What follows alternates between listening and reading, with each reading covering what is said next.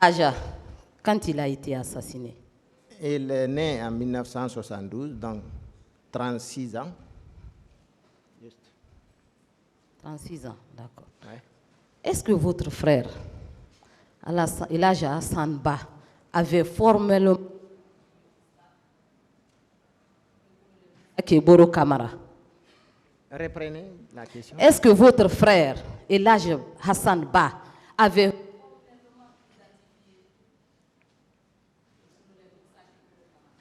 Oui, maître.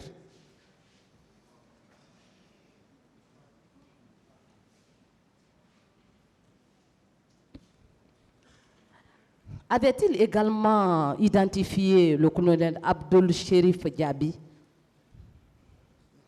Non, parce que là, lui, il était porté disparu. C'est moi et mes sœurs qui l'avons identifié. C'est vous qui l'aviez formellement identifié à l'hôpital Donka? Tout à fait. D'accord.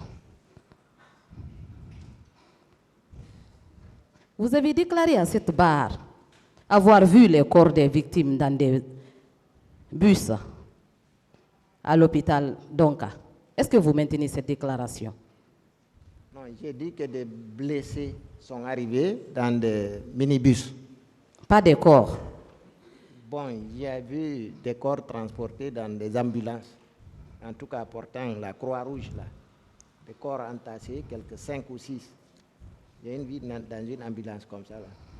Pouvez-vous nous donner le nombre approximatif de ces bus qui transportaient ces blessés?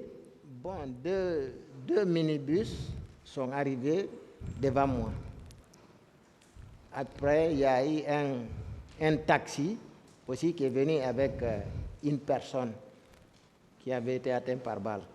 D'accord. Ces bus-là étaient conduits par des militaires ou des civils? Bon, c'était des minibus de transport public, hein? Des minibus qu'on appelle Mabana communément. D'accord. Est-ce que le corps de votre jeune frère vous a été restitué après sa découverte sur l'esplanade du stade? Pas du tout, maître. Donc, jusqu'à nos jours, vous n'aviez pas pu faire votre deuil? Pas encore, maître. Pas encore. Quand le colonel Abdul Sherif Diaby vous a trouvé à Donka avec ses hommes, avait-il tenu des propos menaçants? Je ne l'ai pas entendu tenir de tels propos, en tout cas à la morgue. Pour vous chasser des lieux, avait-il usé de la violence? Ben, oui, parce que ça cognait, ça frappait et ça menaçait avec les armes. Monsieur Ba, Ouais. présentement, quel est l'état d'âme de votre famille suite à l'assassinat de votre fils, de votre frère?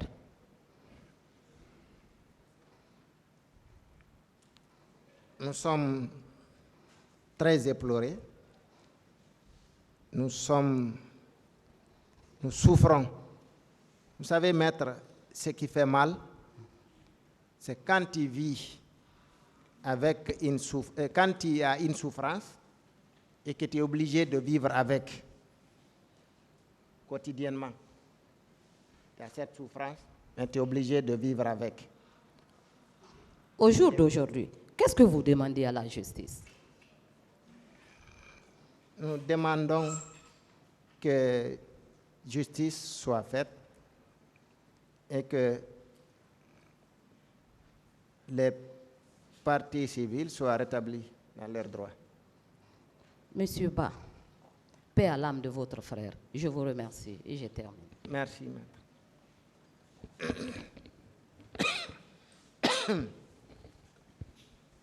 Merci, Monsieur le Président. Chers confrères, je vous présente mes condoléances et toute ma compassion. Merci, maître. Donc, vous maintenez ici que la présence des bérets rouges au niveau des établissements hospitaliers, ce n'était pas une sécurisation normal, mais plutôt un empêchement d'accès, n'est-ce pas? Oui, je le confirme. Et avec la présence d'une autorité de l'État censée vous donner accès, ne serait-ce que par filtration, à la personne du colonel Diaby. Tout à fait, maître. Et nous savons les pires pour les victimes, c'est surtout au niveau des disparus de ne pas avoir vu la sépulture de leur personne, n'est-ce pas, de membres de leur famille. C'est juste, maître. Est-ce que si le tribunal arrive à découvrir les lieux des fosses communes et qu'une stèle commémorative est apposée là, cela ne constitue pas une réparation pour vous? Ça serait vraiment salutaire, maître. Je le souhaite vivement. Merci, Merci. Monsieur le Président. Merci, Monsieur les assesseurs. Merci. Je vous remercie, Monsieur le Président. Je voudrais présenter aux chers confrères toutes mes condoléances, ainsi qu'à votre famille. Est-ce que, chers confrères, vous savez, depuis le début de cette procédure, je vous ai vu suivre depuis 2009. Oui, maître. Bien. Est-ce que, chers confrères, vous savez que vos déclarations m'ont beaucoup édifié et je pense que ça va aider et le tribunal et les autres victimes. Merci, maître.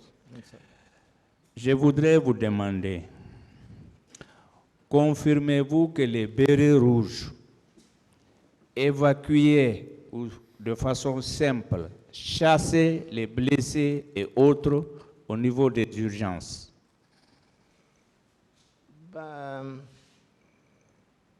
Chasser, bon, je dirais pas chasser, mais Bon. en tout cas, Refouler,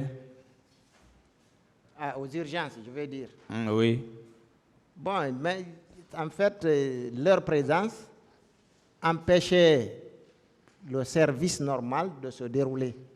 Donc, ipso facto, ce n'était pas facile pour les médecins de recevoir les blessés, les femmes victimes de viol, n'est-ce pas? Tout à fait.